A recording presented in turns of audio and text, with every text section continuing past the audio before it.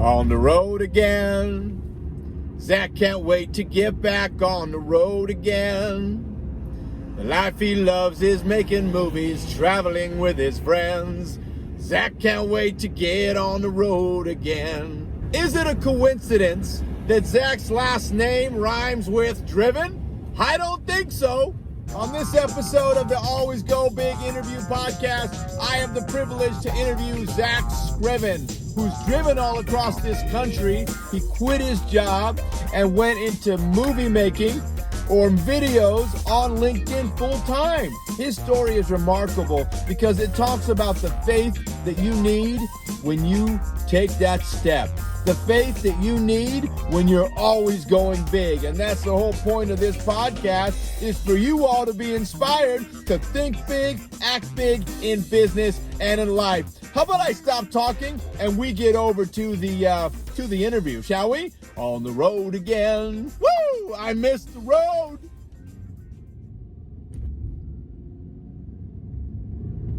Yeah, I kind of miss it.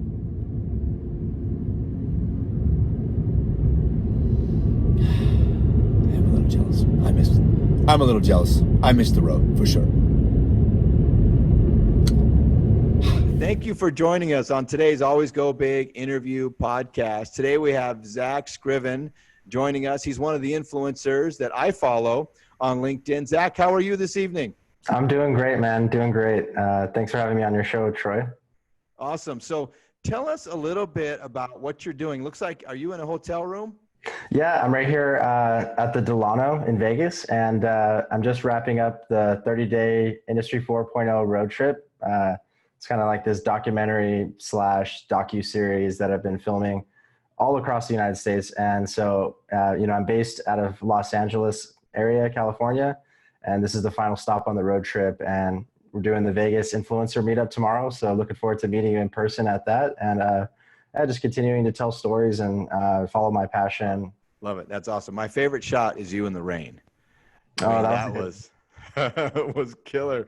You're bringing back memories of my road trip days in the band. So tell me when you realized that video is the way that you want to communicate and the way that a lot of us should be communicating. Yeah, it took a while, and it should have been obvious to me at first, or to anyone really. But I think when you're kind of in the middle of a transformation, it's kind of hard to understand what's happening. It wasn't really until I connected the dots between how digital transformation was changing industrial automation, which is the kind of industrial programming field that I came from, and how that relates, how digital transformation relates to, manufacturing and the way business is done to the way humans are interacting and communication is done through video. And so once I saw those parallels, I just figured I could run with it, and just saw that being able to leverage that exponential technology, that digital, power, was going to do great things. And so not only have I been able to do that for myself, but I've also been kind of that video evangelist for industrial automation companies, kind of like where I come from. So helping them transform their communication, helping them adopt video, develop skills on camera, and ultimately, make a bigger impact. Yeah, that is so fantastic. And I like the fact that although you have a very targeted audience, it's enough of there's an entertainment factor where I'm not in the industry that you're talking about, yet I'm drawn in by your storytelling. So let me ask you this. When did you, because I know the first couple of videos, I know for me anyway, it's like, that sucks. When did you realize that, wow, video is really doing it for me, and getting to that place where this is exactly what you should be doing? First video, second video? Yeah, no, so it was long before that actually happened, if that makes sense. Okay. So it was, and I figured out that was actually the key that was stopping most people from reaching these high levels of success that maybe they dream about, watching their favorite YouTubers from their couch, not working on their own dreams, like they say it over and over. Like when I say they, like, think of your favorite YouTubers like Casey Neistat, Peter McKinnon, Sean Cannell, who's also in Vegas. they say it over and over. It's like your first videos are your worst videos. It's your one video that you create, even if no one watches it, it's still important because you're still getting better for that next video. And so I still feel that way even today, that it's just about working out, you know, putting those hours in, getting to the gym and doing those reps, but with a video camera. So once I had that mentality, then it was just a path that I was on, and there was no barrier between me and success. I mean, I feel like I'm successful every step of the way because I'm doing what I want to do, you know? So. Sure, sure. And the transparency where you include your family, one of the more inspiring videos you've done, for me anyway, was your packing it up, right? The end of the night, and you had the music playing, and you, it must have been late. I don't know how late it was, but you showed us all a glimpse of your life. And I said, you know what? Dude, that is awesome. So I did the same, only I did it when I wake up, because I'm a 4 a.m. guy. And I'm like, let's show a glimpse. And I think that transparency is working for some of the other influencers as well. I call it the Milwaukee magic. I mean, what's coming out of Milwaukee is just phenomenal, and it's all being transparent. So when you think about and you don't do a lot of selling, I haven't heard a lot of commercialism coming out of you. So has video improved your business? Yeah. It's weird that you say that, because a lot of times I don't really feel like I ever sell, you know. Sometimes people will say like, oh, you know, how can I help promote your business? Or, you know, like today, for example, there was a real estate agent that we met at Lazy Dogs, and my friend was like, oh, you know, that's what Zach does, social media marketing. And I was like, well, no, like I like really wait for those clients to come to me. And I say like, they almost have to really convince me to take them on as a client, or for like an influencer deal. It has to be something that I'm already using. So, or that I would naturally want to use. Like coming off the top of my mind is like the Splasheo deal. It's a service that creates captions for your videos and just kind of turnkey. That was like the service that I had imagined in my head that I wanted to create, but I didn't want to create it myself. And so when I learned of it, and the founder reached out to me to, you know, to be an influencer for them, I was like, this is a perfect fit. It was a no-brainer for me, you know? So I think those no-brainer type of business deals are really just kind of what I'm looking for. And I could probably grow my, you know, monthly, you know, retainer earnings if I, you know, maybe made some sacrifices, maybe, you know, actually went out and sold more, so to speak. But I just don't, like you said, you like me because I don't do that, you know? So it's like, I just want to, you know, be that storyteller, be that just influencer, so to speak, where this is my life. I do video, and whatever I do, like I just influence as I go, you know, whether that's hosting a LinkedIn influencer meetup in Vegas, or doing some sort of brand deal, selling swag, which I'm opening up a swag store. So that'll be interesting. Every time I do a pitch, it's almost like just kind of funny too. It's like, oh, hey, you know, link in the description, like not like just trying to be myself, you know? One of the things that I do when I'm coaching my clients is the idea that do the best you can to get over the negative thoughts when you're producing video. What are some of the tips, whether it was early or whether it's, you know, tomorrow or today, what are some ways that you get over those negative thoughts? I'd say if you know the reason why you're doing the video in the first place, and if those are really strong, then those will push you or pull you through those negative thoughts. And just realizing that everyone has those same negative thoughts or same self-doubts, even people that look like they've just are naturals or pros. Like I say sometimes to people, it's like, you know, this video is just as uncomfortable for me as it is for you. I've just pushed through and just kind of practice to develop that on camera skill, but it's still just as awkward holding a camera out and vlogging in public. Like it's just not, you know, it's very much different, but I guess I just kind of embraced that different. And also, just knowing why I was doing it. So then I didn't care that people were looking at me funny, or if I made a video that was not engaging, because I was doing it for the reasons why I know. I call them my three pillars, which are, being able to spend more time with my family, and the road trip was the epitome of that. Bringing them all across the United States with me and getting paid to do it. Kind of that alignment of work and personal. Following my passion, video content creation, just kind of being that best version of myself. And three is like serving God, building the kingdom of God here on earth, like through my story, through my bravery, through, even conversations like this, someone might be listening and say, oh, wow, Zack, through his faith, took that leap and then pursued a better version of himself and evangelized in his own unique way, Yeah. No, that's awesome. And so if I'm understanding correctly, you're a video content creator. What came first? The passion to do video, to perfect your craft, or I just picked up a phone and just started recording myself and realized I have something here?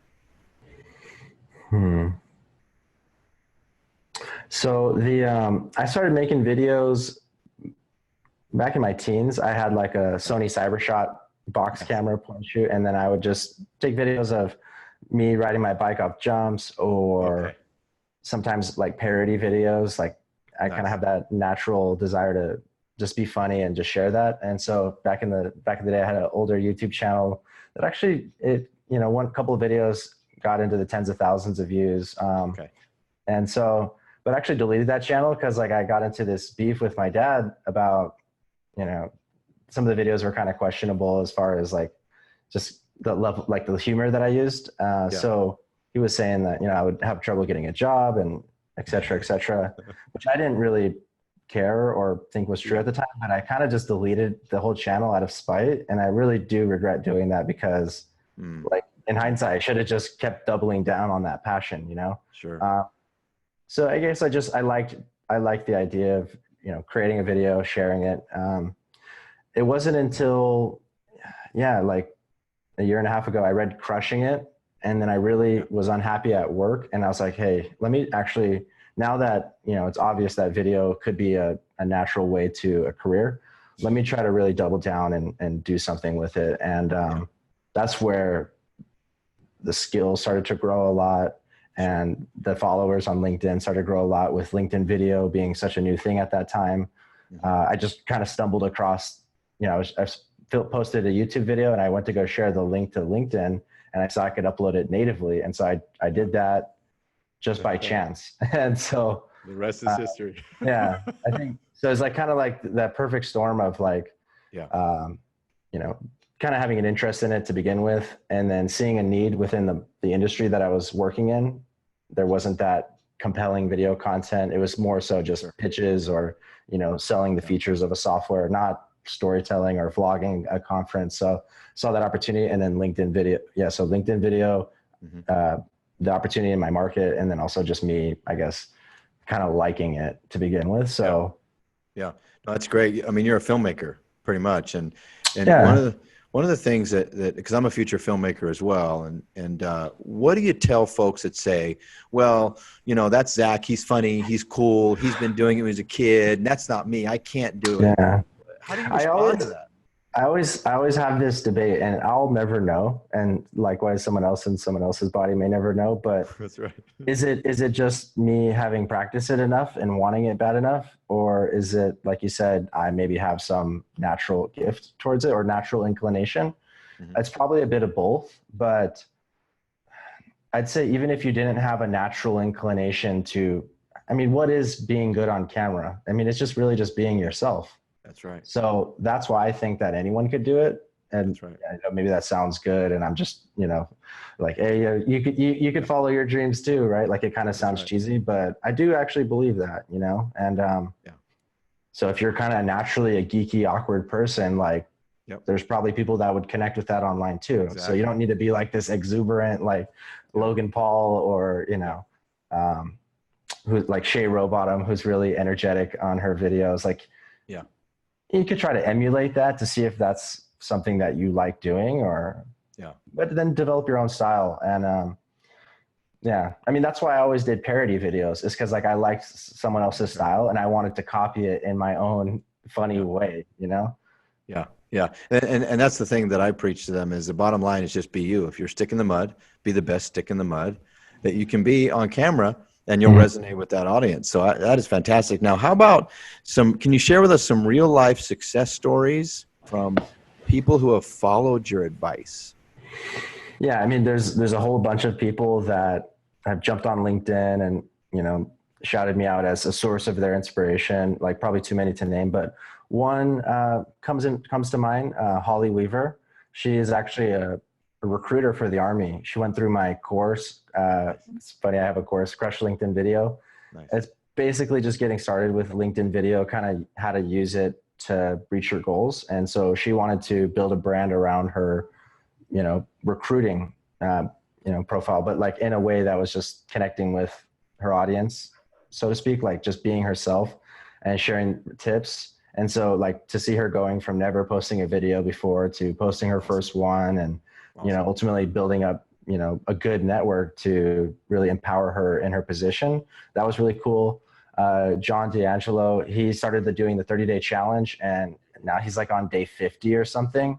And I think anyone who has posted a significant number of videos, even if it doesn't like get you a super big deal, or if it doesn't, you know, get you 10,000 followers, like you'll go through a learning process by doing that. And I think that it'll open up opportunities for anyone who tries to push themselves in that direction of Yeah, video and sharing their story, sharing their why. I think that it will open up opportunities. Yeah, I mean, I it's agree. just that's just why I do what I do, right? I don't have to like Yeah, I don't have to quantify who I've been able to influence. I just know yeah, that if I just show up each day that's right. and just be myself and push myself, that naturally others will follow. Yeah. Now I'm putting together the Brand You conference, and you're one of the speakers that's being invited, and the other speaker is Sam Lister, and I called Sam a couple weeks ago, Yeah. and he asked, well, who else is going to be on there? I mentioned your name. He goes, oh, I'm sitting right next to him, and he put it on speakerphone, and then Q was there. How often do you get together with other content creators like that? I try to as often as possible. So when I had first quit my job, I was actually traveling like, you know, multiple like trips throughout the month. Maybe it was just like a LinkedIn local in Phoenix. I just pick up and fly there for the day, or going to LinkedIn local Boston, or, you know, going to New York. Like my fiance is a flight attendant, and so for American Airlines, I'm able to fly standby just wherever. Sweet. And so I just took full advantage of that opportunity because I guess I was, you know, jobless, so to speak. This road trip itself, Mm-hmm. every place that I went to, like tomorrow we're doing the influencer meetup. Mm-hmm. So that was actually, you know, 2 weeks ago I was in Milwaukee, and that was like one of the better meetups because I think Yeah. like 15 people showed up, and we kind of had it like a workshop style. Yeah. And so, you know, Sam was there, Quentin was there, a couple of other up and coming content creators in the Milwaukee area were there. So it was nice, diverse group of creators. And, Yeah. you know, I think we all learn a lot from people at all stages of their journey. So Yeah. I think when someone's just starting out, they might have that fear like, oh, well, what do I have to share? They might be intimidated. It's literally just, you know, it's all in your head, you know? It is. It is. That's great. Now, you mentioned, is it Splasheo? Is that the Yeah. company? Yeah, you Mm-hmm. mentioned that. Tell us when you you know, because it's a great idea. Closed captions has been, you know, it can be real time consuming. When you agreed and then you put it out there, what was the engagement boost like for you?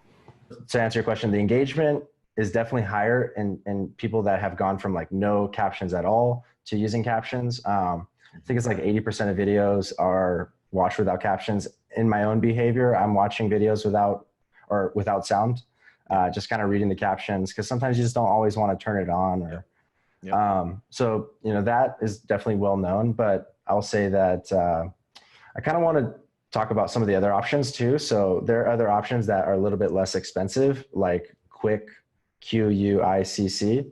Eric Didier is an ambassador for them. They're kind of an algorithmic, you know, AI based Okay. transcriber. And so there are going to be some times where the sentences aren't kind of broken down into coherent thoughts. And so that's one thing I like about Splasheo is like, you know, it kind of breaks it down by the sentence or by the thought. Whereas Quick, it's a lot quicker, right? It just, you put the video on and then it gives it back to you. And then, but you have to also kind of make those edits yourself. So, ends up taking up a little bit more time. So it costs less, but you use more of your time, quicker turnaround, or pay a little bit more, 24-hour turnaround, but you just drop the video in and it comes back to you like perfect. So if you could plan and you have like your time's a little bit more valuable, I think Splasheo might be something worth trying. But if you're just starting out and you've never used captions at all, the YouTube method is really awesome and free. So last question, what is your person or who is your perfect client then? Yeah, so I think the road trip is a perfect example.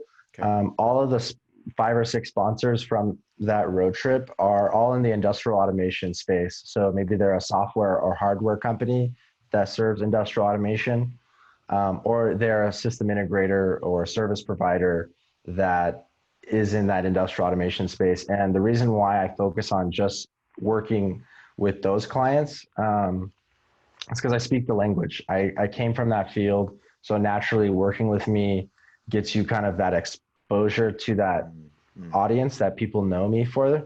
But also not just those people, but that broader audience, right? Like you said, people that don't necessarily even think about industrial automation, but they like my storytelling. So I can kind of connect to a larger audience, but and really just kind of help, you know, use what I've learned and help businesses in that space, because that's kind of where my cross set of my skills is. Very, very cool. And they get a hold of you. Is it best through, like, what's the best way for them to get a hold of you? Yeah, definitely LinkedIn is the best way. They could email me too, but yeah. And through message, just send you a message. Yeah, just send me a DM. Okay. Yeah, actually, awesome. the best way to get my attention would probably be comment on some of my posts or send a video DM or an audio DM. Those definitely are special. So pro little tip right there. If you're trying to get anyone's attention, that's right. Especially when you can put on the Barry White voice. That's my method. Hey, anyway. I sent you that audio DM earlier, right? That's right. Well, awesome. Well, thank you so much for your time. I will see you tomorrow. And remember, in business and in life, never go small, always go big. Thank you so much. Amen, brother. Thank you, Troy.